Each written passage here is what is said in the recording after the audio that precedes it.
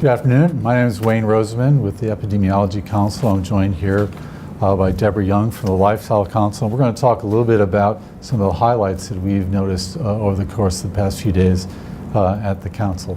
You know, though, Deborah, I've been coming to this meeting for a long time, and every year I go back just energized and excited about doing research, and this year is no different. I saw a lot of really great things being presented. How about you? I did. You know, what I really enjoyed was our opening session. You know, our theme this year is location, location, location, and we started with a great session on the built environment. We've known for a while that where you live is important for your health, but we really, this dug down into more information than I've heard before, not only about having places to walk and living in walkable communities, but having green space around. I didn't really think about that. It's like, how is that associated with health?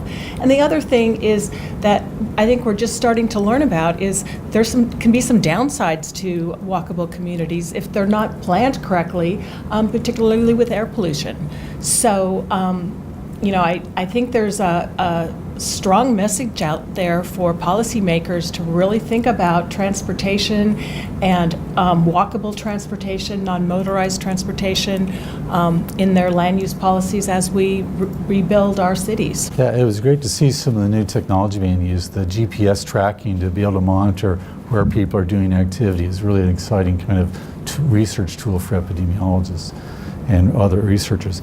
You know, one thing I thought was related to that whole opening session was in the hot off the press where there was some breaking news from a quasi-experimentation design in Maryland that found that the decline in sugar-sweetened beverage sales was dramatically reduced through a multi-level intervention in a community. So I think that gives us some evidence of what sorts of things will actually work out in the community to make a difference in some of these risk factors that we've been working on for some time. You know, we're at that point where we need to take the science that we're learning here in these meetings and push it out and develop relationships with other groups so that the work that we do, this great work that we're seeing, is used by policymakers. You know, another thing that I saw that hot off the press was related to food sources and supplementation of calcium. Yeah. The studies suggested that at least for a reduced coronary heart disease morbidity and mortality, food sources of calcium were protective, but taking calcium supplements were not. And they also talked about calcium supplements aren't very helpful for reducing fractures. So we really need to understand a lot more about the calcium that we eat compared to the calcium that we take with a sip of water. Yeah, I mean, that has an impact on the disease rates we see in the population, and that was a focus of a whole session this afternoon on trends in mortality and morbidity in the U.S. and some really interesting, cool data about disability-adjusted life years across the entire United States, and showed that most states are in fact getting better in terms of disability-adjusted life years for cardiovascular disease. However, some states still lag behind as much as 25 years behind other states, and so the disparity still exists.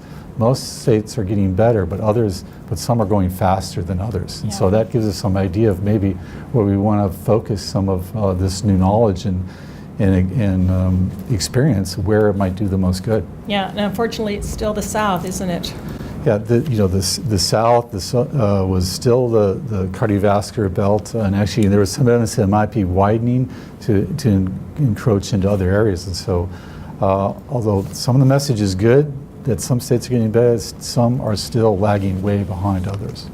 You know, the other session I enjoyed, I think it was yesterday, but it talked about weight gain throughout childhood and young adulthood and how that's associated with chronic disease conditions later in life.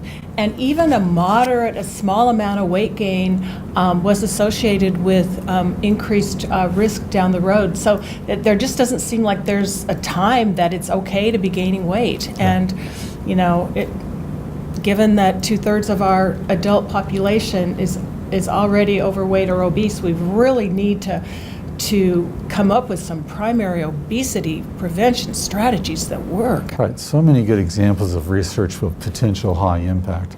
one that struck me was during the Stamler session, where they talked about using electronic medical records to do research. Something we've all been talking about, and how electronic medical records really could help us in the future.